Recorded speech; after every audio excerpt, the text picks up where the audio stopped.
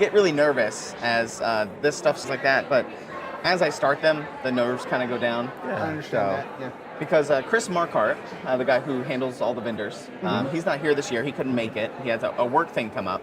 And I think he is not going to do it going forward. I think he says he wants to relinquish his duties. So you might have a new liaison next year. Okay, cool. We love Chris, but... Yeah, spoiler alert. But he normally does our auction. And our auction is coming up later at 2. And I am doing the auction this year. So awesome. A little bit nervous, but we'll figure it out. You got it. You got this. You're going to be good. You're going to be fine. Thank you, sirs. You kind sirs. But I'm here with Midknight Heroes. Is that correct? Yep. Yes, Midknight Heroes. Perfect. And how long have you been coming to ReaperCon? When was the first year? We've been coming to ReaperCon since, I think it was 2015, 2016. Okay. It was back when you were in the old location before you Back came in here. Louisville, and that it looked like a warehouse space almost. Yes. The Louisville Event Center. Yes. Yes. We started there. That's where they have a lot of gun shows Right. and roller derby type stuff. Right. That's my least favorite venue I think that we've ever been to. Yeah. Just because, classrooms were just pipe and drape segmented off, Right. so you can hear Everything. classes next door. Yeah. It just kind of felt not good. I don't know. This is so much better. It's definitely Yeah. evolved, and it's amazing to come here. It's a really nice venue. Yeah. We've gone to a few conventions, and this is what we classify as our home con because we're local. We're from Alvarado, Texas. Oh, good. So That's great to hear. it's about an hour and a half from here. It's good, So- good on your costs. Yeah, Yeah. and Right. when we release stuff and when we do stuff, we always do it here first because this is what we do for the rest of the year. Yeah. and this is a sets it great in venue. motion. That's awesome. Yeah, because when this hotel was being built, the city of Denton wasn't going to build this Denton Convention Center. And so Ed and Dave, our two owners, Right. our late great Ed Pugh, they went to the city of Denton in the chamber meetings and everything like that. And they said, hey, we're a local business. Right. If you build it, we will use it every Awesome. year. Yeah. And so we were, I would like to say, we're a big factor on why this location got built in the first place. Excellent. Because they came to, we went to the ribbon cutting and everything like that. Nice. So it was really nice for the local businesses and things like that. Right. So we've been here for the past 6 years, I think. So we Something like that, yeah. we signed a 5-year contract that was up, and then now we just signed a 2-year contract. So we're here at least for another year. Okay. We'll see how it goes. Okay. But yeah. Very good. 2019 was our biggest year. I think if you guys remember, that year It was was a good year. massive. Yeah. We had 1,900, 2,000 attendees, but that was the year right before the before times. Right. The before times, I love that. And so it was really busy here. So, I mean, that's cool. 2015, that's been a long time. Yeah. Right. My first ReaperCon was 2010. That's when I started with Reaper. Oh, okay. Gotcha. Yeah. So for the first, I was a caster for a long time. So Oh, okay. Oh, that's cool. I'll be the guy to talk to you about your mold making and your casting. So we'll talk a little bit about that as well later. Okay. Okay. Very good. That's cool. But I've been asking all the vendors because I'm curious. I'm a big mold nerd and a big casting nerd, so that's what I did for a long time. So Makes sense. yeah, so 2015, that's a long time. You're the vendor that I've talked to that's been here the longest. Oh, really? Out of all the vendors that I've talked to. Oh, wow. Continuous years after year Right. after year. I didn't realize that. Yeah, That's it's our pretty- that's favorite. pretty cool. We love coming back year after Yeah. year. We love the community. It's not just being here. It's the whole community, the atmosphere, the painting, the energy that comes with this Yeah. con makes it special for us. Plus, it's local. It's easy to get to. But even if y'all had moved to Oklahoma, we'd probably still Yeah, go over we'd here. still go. Right? So, A lot of people always ask, why do you have other miniature companies in your vendor hall? Like why do you have other paint companies and things like that? And it's like, I don't know, it's just that's how we've always done it. It's like we It's a giant family. Why not? Yeah, You know? we like Bombshell and all that stuff. They use everybody uses all the sculptors and things like that. Right. Ed and Dave are really nice and helping people build their companies and things like that. So it doesn't bother us at all. yeah, we take the same approach with the chibi competition, right? So we host the chibi competition. And people always are like, well, it wasn't one of your chibis. And we're like, that's okay. Yeah. Doesn't We want matter. people to get excited about chibis and paint chibis and love them and enjoy them. So if you're involved with the chibi competition, that's good enough. Yeah. There's a lot of chibi people out there now, but just, And we started have something fun. last year that seems to resonate with all of them because we're trying to get more people to enter Chibi into the MSP. Yeah. So we said, okay, look, We don't care what it is, what brand. It could be Reaper, it could be Bombshell, it could be anybody. If you enter a chibi in the thing, come by our booth. Like, we got it, we'll do it. Let's get some more chibis in, and we've just been doing it ever since. And you've noticed an uptick. That's what I've heard from all the other manufacturers is that every year, the more you do the manufacturer awards, obviously I started announcing them pretty early on. Right. So if the sooner I announce them, people can get them and buy them and things like that. Next year, I don't know if I'll be your liaison, but I'll be doing some stuff for the vendors. Okay. And we're going to do a lot more ads and stuff for the vendors. Oh, good. And so on this big screen right here, the big projectors that you see in the main hall is all the ads that you guys kind of purchase and put in the program and things like that will slide on here on the big projector that's out in the main hall as well in the future. As well as, I think most conventions that people do, they do sponsors for like the lanyards and things like that. So it's like, hey, if you want to sponsor the lanyard, we'll put your logo and your name on the lanyard and things like that. Cool. So other things like that. If you want to sponsor something in the swag bag or something like that, then your logo and name and stuff will be there. Very cool. I think we're going to do a little bit more stuff like that in the future. Excellent. Now that we have the same vendors every year and things like that, right? And so they're like, oh, I've come for the past 10 years, it's choice, paralysis, I guess. Yeah, so they get used to it. Exactly. They're like, oh, I've already seen them, and they walk on to go look at somebody new. Exactly. So that's why we're trying to get some new ones in and things like that. But I don't envy Chris for the politics and things like that. Right. It's like, oh, do we not have them? Do we have them in and things like that? So, yeah. Even if you're not our liaison, we're going to enjoy working with you in the future, brother. And I should be here next year, hopefully. Cross my fingers. But I've been here for 15 years, so let's see. We'll keep going. We can look at some of the models that you guys brought. I see you brought some models for me to look at. Absolutely. Oh, we're going to swap it there. There we go. Yeah, you can see. So these two that we have on the screen right there are our seed line, and they are SD Mecha. Brian here, huge nerd when it comes to Transformers, Gundam, stuff like that. So you can see some of that influence that comes across in this sculpt. Transformers, Gundam, and Godzilla. I'm there. Oh, yeah. I mean, you nailed it. Yeah. And so these are for a specific game, or? So these are not yet for a game. Got it. We have a game planning right now that we're developing. So we do have our game. We'll talk about that in a minute. Yeah. But this game for the mechs is specifically being developed, hopefully to release at ReaperCon next year. Okay, 2025. And we say cute but deadly. Cute but deadly. There we go. And so my brother body. They're chibi, but they're a little different proportions. Yeah. Ours is basically if the head and the body are the exact same size, that's our scale. Got it. Yeah, it's not like a inflated small body, big head kind of a thing. They're real. So when people look on the projectors or something like that, they're like, hey, that looks like a Midnight Heroes. And, and you're like, yep, it is. So that's good to have. And you guys have Heriberto. We talk about him all the time. He's awesome. He did an amazing job. He's sculpted about 98% of our line, and he's amazing. And I just love the aesthetic that he has given to us. Right. And he's very active on our Discord, the Reaper Miniatures Discord, and I'm assuming he's active everywhere else too, because he's all over the place. He's always active, and he's helped me a lot as well, me personally, because I recently, in the past year or so, started doing a bunch of renders for 3D models and STLs and things like that, and I saw his renders, and I was like, Roberto, like, can you help me? Like, I was like, what are you doing? And he didn't tell me specifics or anything like that. He just said, this is where I use this software and things like that. But he didn't give me any like settings or secrets or anything like that. But I was like, man, thanks. You pointed me in the right direction. So all I know is when really nice. I'm learning how to learn how to sculpt myself, and I will watch him on his Twitch stream, and all I know is this. He makes it look easy, and it's not. Yeah, the workflow. He's just going and just like, how did he do that? Whoa. And then you try to recreate it, and I'm like, okay, he's a professional. Yeah.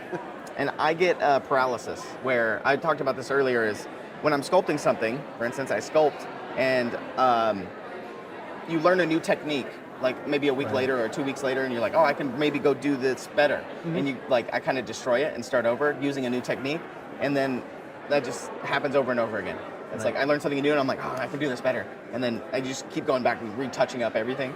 Same thing for painters when you're painting. You're like, oh, They have some very unique abilities that can dominate the board whenever they're used correctly. And then the other group is our Undead Court, which is the little skeletons. We have the little chibi skeletons, very cute, but still have that kind of serious skeleton look to them. Mm-hmm. And they're led by Dark Midnight. Traditional, I'm just going to go table you. Yeah, you play points and then you build it. Okay, I got these 2 points. I'm just going to bunker down and keep them for this round. No, next round you've got 2 more. You got to get on the other side of the board. Right. So massive amounts of units so they can block the other ones. Then you get our another faction, which we don't have here, which is our dwarves. They're slow, just like the undead. But what they do is they go for a pillar, they capture it, they build a stronghold, and they stay there. And it's like, come and get me. You have to knock them off of that point, because if not, they're going to get a point every round. And so they're like, come on, let's go. And what happens if it changes? That point will change eventually. Their special ability is that they keep that point. If they get it, they keep it. Okay. They don't have to re-roll it. I'm loving everything I'm hearing. So each unit has a cost, I'm assuming, like a unit point cost, and then does your group have a certain, like, how many points are you allocated? The way we don't build armies in Duel Fates, we build teams. Because the way the lore of the story is why it's called Duel Fates is the players are called summoners. Okay. And they summon heroes and villains across the lands of Ashura and take their fate in their hands and duel their fate with somebody else's, hence Duel Fates. Got it. So you don't build an army, you build a team. You're given summoning points. Okay. You build a team worth of 8 points. That's all you have. So even if you were to get a unit that has just worth 1 point, you're going to have at minimum 8 figures on the board. Yeah. But when you play a horde army, it's a little bit different. Okay. So like when you play the horde, you have a point, for example, the bone soldiers, because they're considered a companion class. You have characters, companions, and monsters. Okay. Your characters are rare. You can only have one of them on the board. Your opponent can have the same one, but in your team, you can only have one. Got it. Companions, you can have as many of them as your points allowed. Got it. And monsters are giant creatures that it takes multiple teams to destroy, like our dragon, Madrar, that we have in our booth. So you build your team of 8 points, but the kick is, you can only have 5 points on the board at one time. Oh. The remaining 3 are left in the back for reserve. So as your team starts falling, you can adjust your tactics on the fly with what you have behind, and you can bring them in. It's like, oh, this guy's really good at speed, or this guy's defensive, the support kind of model, and things like that. And you'd be like, in the middle of the team, or the middle of the fight, depending on what's happening, like what they're doing and things like that, and things like their movement and where they're at on the board. What you need in that moment. I'm super interested in this. And that's where the tactics come in, is that, like, we have it designed to be a quick play. So if I want to sit down with my teenage son, we can get it out and play together. He would understand, and we can have a good time with it. At just playing at a simple level. But if you really want to get into it, there's a lot of tactics in, like, a normal tabletop skirmish game, moving around, how you move, where you put stuff, like, that's there. But also every single model and skill and ability. Yeah. So everything that we produce has stats online that you can get for free. You can download the character codex. So mixing and matching special abilities. We're going to hold for an announcement. This is your final Hobby Hijinks announcement. It's a lot louder in our ears. 2024. We are doing the final mashup right now. So come on over. For the rest of you, I will see you all next year. Bye, Ludo. So, yeah, good. And to build off of what he was saying, every character has its own unique abilities and sets. There's also a mechanics in there, a resource management mechanic. You have what's called fate tokens. Okay. As you do your basic abilities across the board, doing your basic attacks, the summoner themselves will get, I didn't mean to do that. The summoner themselves will get fate tokens that you can turn around and use to activate abilities of other ones. For example, more advanced abilities, Right. Grog, these guys are already built on speed. So Grog is a Beastmaster. So as he gets more of his fate tokens, he can use his abilities to augment their speed and make them even faster. They're familiar. They're beasts that they're controlling. Right. Correct. Idea. And so, I mean, super great, because that's that resource, is that pull and pull. You know, you got to do these other things to get these things, and then you can spend them to do other things. Correct. And so that's another flow of the game. Right. How does the movement work? I know a lot of things were like base to base and things like that, 1-inch grids, squares, and things like that. You can play it. We use it in inches, but you technically can use a 1-inch grid as well. Right. And on our playtest board, because I 3D printed it and built a custom board. It has 1-inch grids all over it. You can use it. There's no big deal. But the actual rules in the game are used as inches. Now, as far as going base to base and stuff like that, yes, there's ranged and there is melee, but we understand in the game that you're going to have some miniatures that are in more dynamic poses, that you can't really get them in base to base. So when we do melee combat in Dual Fates, if you're at least a half an inch away from them, you're in melee combat. Yeah, the simpler the better, in my opinion. That's what we went with, is like we want to keep it simple and easy to play and let the characters be the complexity, right? Let the special powers, special abilities be the complexity of the game. The rules are simple. They're easy to learn, easy to pick up. They're very basic, but it's so fast moving and there's so much you can do with each character that's where you really get the people who like the heavy strategy and like the crunch of it. That's where you dig in and really get that piece of it. Yeah, and for me, this is a personal thing for me, is that I'm a fantasy kind of person. I'm not a Warhammer or like a grungy or a army or things like that. And so when I watch people play those types of games, they have the big units and they're all in groups and you have to move them all together and things like that. So this just doesn't interest me. I'm a big Final Fantasy Tactics fan. I don't know if you've ever played that. Yeah, I did back in the day. This is kind of reminding me of very that, similar, a very small board. Right. Are there different elevations? There can be. It depends on how you. It depends on how you build the terrain. The way we didn't want it to be bogged down with rules, so literally, the rules is on a front and back 8x11. One-page rule. Yeah, basically it's a one-page rule. Yep. You can get into the advanced rules. The advanced rules is an extra half a page. That's it. Yeah, perfect. Now, as far as the terrain goes for the game, it's designed to be just a friendly game that you can sit down with your kids, your friends, at a kitchen table and play. You build the terrain however you want. There's no rules like this or that. You just go, okay, we're going to say this is hard, so it takes an extra 2 movements. Okay, then display. Exactly. But there's no, what do we do in this carry? And you're flipping through the rule book. You don't do that. Exactly. It's very easy. We have a run mechanic in there. I was going to say charging and things like that. The entire game is ran on 2d6, which we call our fate. That's it. You don't need anything else but 2d6. Yeah. And it runs the entire game. So you can do a run action, and you can roll 2d6, take the highest, add that to your speed. That's how far you can move. Okay. But like one of the special abilities of the wards, they don't have to roll. You go, I'm running, you automatically get a 6, and boom, they take off. With their base speed of a 6, they're running at 12 inches across the board. Then if you use the forbidden speed ability of Grog there, you can augment that with another 2d6. So they can take off. They can go across the whole board. Right. That may be their whole turn, but they can't do anything While else. the undead court here, they're crunchy. They're super, super crunchy, but they're not. Their benefit is numbers. They fall over, but you can turn around and start using your fate tokens, and you can bring them back up because they're undead. They just they resurrect. Right. They come back up and they just keep going. That's Plus, cool. they're cheaper. Like the one with the helmet on, you get 2 of those for a summoning point. So that's why you get the Horde army. This is the 8 points. Yeah. So you get if you have 5 on the table and you have like Dark Midnight, the one with the blue hair. She's your kind of like character on the table, and all the rest are companions. You can have, 8 or 10 companions on the table with her. Well, it depends. If you take Bone Soldiers right here, for 1 point you get 4 of them. So if you take her, and then you take a whole horde of those, you can have a cajillion skeletons. Like 16 going skeletons in across the board. her, so you have that horde feel, but they're like going to drop. Yeah, really and so you have these big beasts that like swipe and they knock them all down and then they get resummoned. Then you roll to see if they're raised back up. Yeah. And see, some people ask us, how do you balance all of that?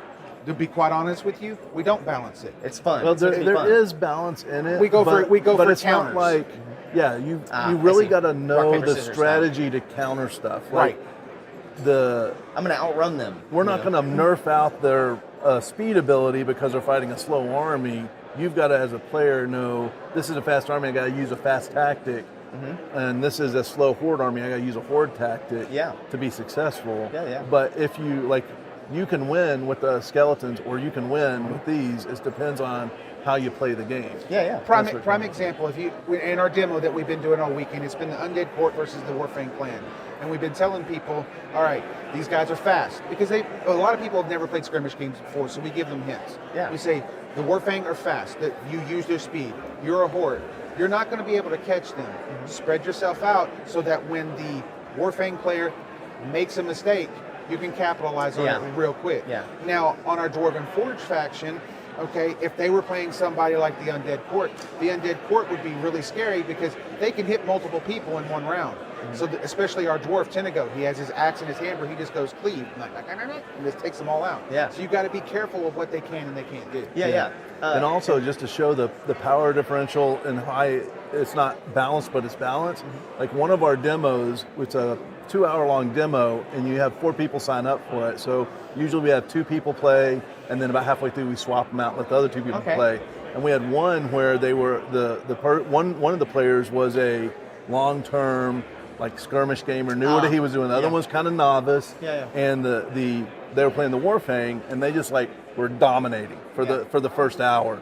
And then they swapped places, and it's funny because the person who took over the Undead Court was a skilled player, and the other one was novice, and it just flipped the table. Oh, so the skilled players did the more skill you have, you can That's good make testing. the game work, right? So, but if you have 2, like when me and him play, that kind of it's just how we play each other. We do a lot of play testing, but a lot. Yeah. But yeah, so Yeah, I mean, it's like, hey, tax write-off. We're playtesting. right. I don't know if this is the right question to ask, but when you come to play in a game of this, do you already have your 8 points already, and you're just like, hey, these are my 8 points? Okay, there's You can do it both ways, but yes. Yeah. We recommend having the 8 points declared ahead Already. of time. That way you kind of know what the other person has in their pocket. But I mean, the way we designed it as well is we give you the outline of the game, but we don't want to make this a rigid, like, this is how you have to play. Yeah, so This is your game. This is our game, but it's your game. We want you to have fun with it. If having fun means you have 3 secret ones on the side here, okay, do it. If having fun means terrain, hazards and stuff, and you want to add that in, have fun with it. Exactly. Like, it's about That's great having to hear. fun, right? That's good to hear. Because when you said counters, I was thinking, because I come from a Magic the Gathering background. That's how I got started in all of this. And when I hear counters, I think sideboard. Like you could have like maybe 5 units. I'm just spitballing. But it's like you sit down and you're like, oh man, he has a fast army. I'm going to bring in this 1 unit that might help or something like that. Yeah, because when you build your 8, there's nothing in there that's saying you have to use these 5 points you have to put out, and these 3 have to be. You build your 8, you set them down, you see what your opponent has, they have their 8, you're going, You choose okay, your 5. then I'm going to choose these 5 to go after that. Got it. And usually when we play, it's like the 8 isn't set until the game starts. Got it. Like you can kind of hot swap before the game starts. But once the game starts, your 8 or your 8. Yeah, you lock in. Yep. It's great. We'll talk off camera, but I'm super excited. Okay, cool. I mean, maybe, do you guys, I know you're running a bunch of demos. Is this, how long has this been out? Well, it's been in an open phase for the last 2 years. Okay. We did a living rule book. Changing and Yeah, things like we that. did a living rule book, and we engaged our players. That's how and you like, do it. what do you want to see? What do you don't want to see? Because the game actually is some of it, a little bit of the same of the initial design, but it's evolved into something else based upon the people giving us our feedback. So this year at ReaperCon, because Reaper is what we call our home con, we at least released our official version. Oh, wow. So the official version came out, actually it was a month ago, but That's fine. it come out this In con. prep for this con. Yeah. So, and you can go get all our rules are always free, 100% on our site. You can go to midnightheroes.com, grab the rule books. Our character codexes are free. They will always be free. You can download them off the site. Now, we are planning on doing counters and cards. They'll come a little bit later. Oh, like tokens? Yeah, like Yeah, tokens tokens to track and stuff. status effects and stuff Yeah, like perfect. that. We are planning on doing those. We will have to charge for those, but the core rules and the character codexes, if you just want to play with All those, the digital stuff. well, all digital, it'll be free 100%. Perfect. I love it. That's great to hear. So that's midnightheroes.com. Correct. Yes, With sir. an S. Yeah. I have to do that a lot. With a K too. Midnight. Midnight. N-I-G-H-T, yeah. Like knight as in sword and armor. Yes. Midnight. And so I have to tell that to people all the time about Reaper Minis because it's sometimes it's with an S, sometimes it's not. Right. So yeah. So midnightheroes.com. Right. That's awesome. I kind of want to play. Maybe next year at ReaperCon we can maybe do a big Midnight Heroes tournament. That would be cool. That is one of our ultimate goals here with ReaperCon. We want to get to the point where we're still doing demos, but we can walk out in the gaming area right there and we see 4 or 5 people going and just playing the game, doing tournaments, stuff like that. I will do my best to do a Midnight Heroes tournament next year. Awesome. If Sounds you guys awesome. are up to the task. we Definitely. Definitely. I will push it. So We love sponsoring stuff like that, just to get people interested in the hobby, in the chibis, Midnight Heroes. Yeah, Midnight Heroes. Yeah. When did Midnight? I know I should have asked this at the beginning, but we're just kind of feeling it out. When did Midnight Heroes start, and like why did it start? It started in 2014. It started with me. Me and Chad have known each other for gosh knows how long, but it started in 2014. I did a lot of, I wouldn't necessarily say it was professional, but I did a lot of painting for other chibi companies. That's how I fell in love with chibi. And when my son was really little, my son's name is Ethan, he came to me one day and he said, "Dad, I see you painting all these miniatures for other people. Why don't you make your own?" He goes, "I know you know how to draw. Why don't you make your own?" And I was like, he's right. Why don't I? There's your college fund. Yeah. So I started Midnight Heroes. At the time, it wasn't called Midnight Heroes. Okay. And I'm very big into family and friends. So I've known Chad and a bunch of my other friends for gosh knows how long. I came to Chad and I said, "Look, here's my idea. This is what I want to do." And I know he's a seasoned DM for D&D, and he loves designing mechanics for games and stuff like that. So I came to Chad and said, "Look, I've got the idea, but I don't know how to put a lot of this stuff together. Would you want to come on this journey with me?" And Chad was like, "Sure, let's go." And then we started. That was 2014. Yeah, and then you started here in 2015. Yeah. Oh, that was a year later. Yeah, pretty much a year Brand new. later. Yeah, our booth was tiny, and we had, I don't know, what, like 7 miniatures, 8 miniatures? Yeah, it was like 7, 8 Wow, miniatures. okay. Yeah, that's all we had. And then now, how many miniatures do you have now? We're approaching 60. 60. Yeah. Okay.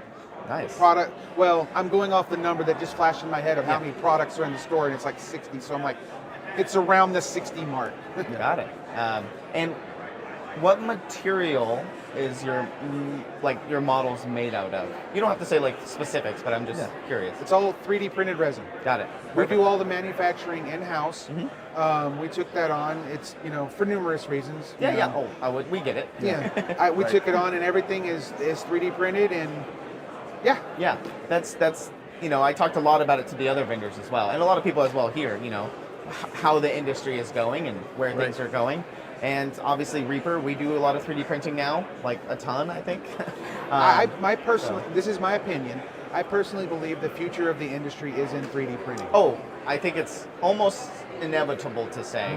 And it is sad, but I was talking to people about it. It is sad, but those mediums will always be around. Right. Like just not as big. Like Well, there's still cobblers that make shoes. Right. And I'm discussing this with Chad and some other people. We like to 3D print our miniatures, but some of our stuff, like we've started new lines that are busts. Well, yes, we can 3D print them, but it might be more cost effective just to go back to the traditional way and cast those instead, because they're so big. Yeah. Because Like spin casting or spin resin. A personal opinion of mine, I know you can hollow out prints. There's nothing wrong with that. I don't like it. I like the weight. So when I 3D print something, I don't hollow it out. I know it takes more resources or more resin, We all don't that do good ours stuff. either. But I don't like the hollowed out feel. It just doesn't feel right. So I make everything, Yeah. full Solid. and solid. So in doing that, it might be better to make a prototype on resin than turn around and do spin casting or gravity casting or something like that. Yeah, I found when we hollowed out stuff, we don't like it, just because there's a lot of there's a room for failure because there's some uncured resin on the inside. Right. You can't We've cure seen it. that a little bit too. You can't cure it. You would have to make drain holes like in the feet to like drain the resin out. There's a whole thing, and it's just better to just not do Now, if that. I'm going to do something for myself that I'm going to put on the shelf, I may hollow it out because I'll accept those risks. But there's no way I'm going to do that. Put the resin in and give it to a customer, because if you get that stuff on your hands and you walk out in the sun, it could really hurt you. Yeah, and obviously when we're experimenting with a lot of materials over the past couple of years, and when we said we were going to be doing 3D printing, obviously a lot of people were really scared, because they're familiar. I think their idea of resin is like the cheap, breaks really easy, things like that. But 3D printing and resin and all that stuff has come a long way in the past couple of years. Definitely. And I think right now 3D printing is some of our strongest, most durable material that we have out of all of our materials. Exactly. Yeah, you've got the whole range too, because you still can get the brittle stuff, but you can get the more tenacious stuff that's you can run over with a car. hard, and then you've got the rubberized 3D resins too that you are almost like rubber that you can bend in half and they'll See, and ours, it's got flex to it, and if you drop it on the floor, depending on how you drop it, might snap. Yeah. It might, but most of the time, it's going to be fine. It'll bounce. Yeah. Yeah, and so we did some tests. We dropped them from our second floor onto the floor, and sometimes, a lot of the times they're fine. But you're right, if they fall like the right way, or if there's like a crack in there somewhere, then it'll split. But most of the time, they're fine. Yeah, it they're also easy to depends repair. on how much spindly, long, thin stuff you got. Like Exactly. chibis are bulky and blocky and big heads and Connection stuff, points. so they're not as big of a risk of that. But if you had like some of the really fine miniatures, like some of these dragons that have all the spines, like you gotta be a little bit more careful or use a little bit higher end resin. Yeah, and it's make like wrists, like connection points. Yeah, like his the sword, wrist, and things like yeah, that. his sword is the part is the break point for And him. another thing that you can do with, and you probably know this as well, since you're 3D printing stuff, is you don't have to worry about parting stuff out as much. Yeah, you can print it all as one. You can print it all as one, and you don't have to worry about, okay, I got this little bitty hand I got to plug in, because when you're casting, you can't have your undercuts and everything. Exactly. 3D printing, you're just, okay, how do I orientate it? Put my supports on, go, and I can give the miniature to an all-in-one piece to a young kid As who's its never one put piece. something together. Exactly. They can just grab it and go, ooh, and just take off. Exactly, because if you want it to be more dynamic, in the past you've had to chop its arm off Right. and then glue it on to be dynamic posing and all that stuff. The history of mold making. And you can still do that for the seasoned veterans who like doing that. Model You can- kits. Yeah, and things you like can that. still do that, but for the most part, you can put them together. Like for example, Grog here, we have a level system, 1 through 4. Level 1 is you print it, Single piece. you glue it onto the base, bye, you're gone, it's Okay. done. Then you have level 4, which I like to say that's the miniature you're going to lose your religion on. Oh, Because you're like Grog here, he's got like 11 pieces to him. He's a very challenging miniature to put together. But when you get him done, you feel a see. sense of accomplishment. so the level is how hard it is to How assemble. complex, yeah. Yeah. How many- Okay. yeah. I see. Like how many pieces it is and things like Right, that. right. That's a good way to do it. Yeah. Is it on the packaging? Does it say like level 1? Yes, it Yes, does. Well, and yeah. on the website, yeah. It's on the website as well. Got it. Cool. That's perfect. Yeah. I'm super interested. I should have come by your booth sooner. I've been stuck over here. Right. You've been working. I know. So when you guys first started at ReaperCon, I was a little peon, is what I call it, and I was just in casting, metal casting. So I would never be able to come to ReaperCon because I was stuck at the factory doing custom casting for everybody. So for the first 7 years, I didn't know anybody. It's like, hey, ReaperCon's going on, and I'm like, okay. I'm like, still here. I'm over here. And then years later, it's just, I'm stuck in the store, or I'm at registration and things like that. But now I can have a little bit more freedom. I can go look around and stuff. So, but I'm super excited. So, we'll talk Midnight Heroes maybe tournament next year. That would be awesome. Maybe That a would big be one. awesome. We could do collaborations and all that stuff, whatever. But we'll figure it out. And we're always going to as long as we can, we're going to support the MSP Chibi portion. So we'll be here supporting. That'll be it. around for a long time. I'm Yeah, sure. and they just made the announcements a little bit ago for the Ludo doing the hijinks. Yeah, hobby hijinks. We were talking to him yesterday. We may support a chibi chibi version. Like a chibi Yeah. hijinks. So Yeah, I mean, it sounds great. It sounds like everything's going well for you guys. I hope. going really good. Perfect. Well, I can't complain. I feel good about it. good. I know that maybe sales are a little bit slow this year. I think I heard from some of the vendors. A little bit, like Yeah. it just feels a little bit slower. I did Yeah. also notice we have a lot of newer people coming to the show that haven't, like Chibi's not something that most gamers go and they're like, oh, I gotta have that. I mean, if you like the cute aesthetic, absolutely. Yeah.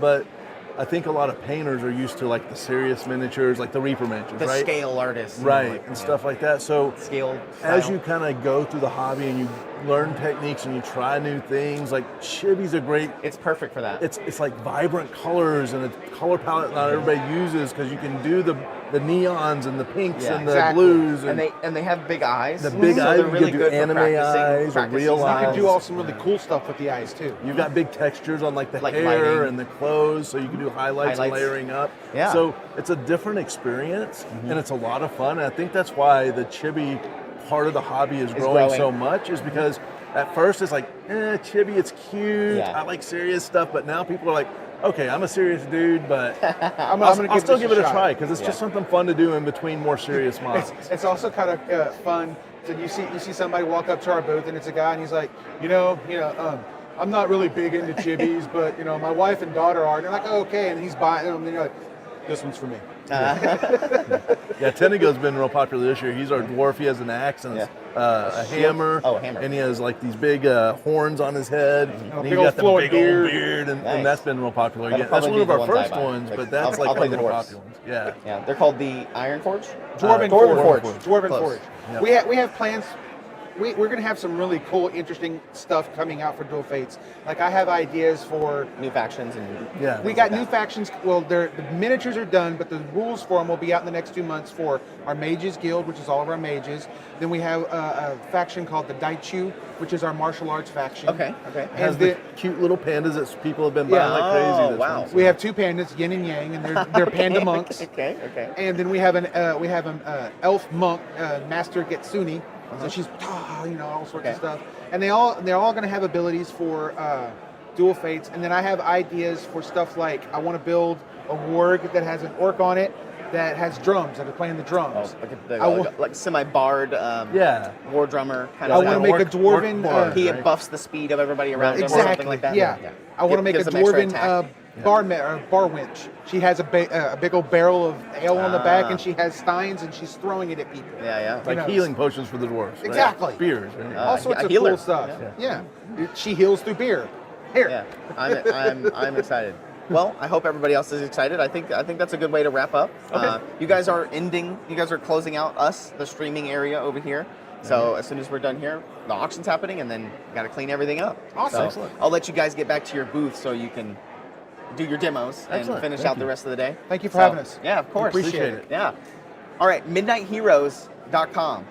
Go check out Dual Fates and check out everything that they have. We'll be also hope to see you guys next year, of course. Oh, yeah. Absolutely. Tournament. Look for it. All right. I think that's it, everyone. We'll see you next year. Bye.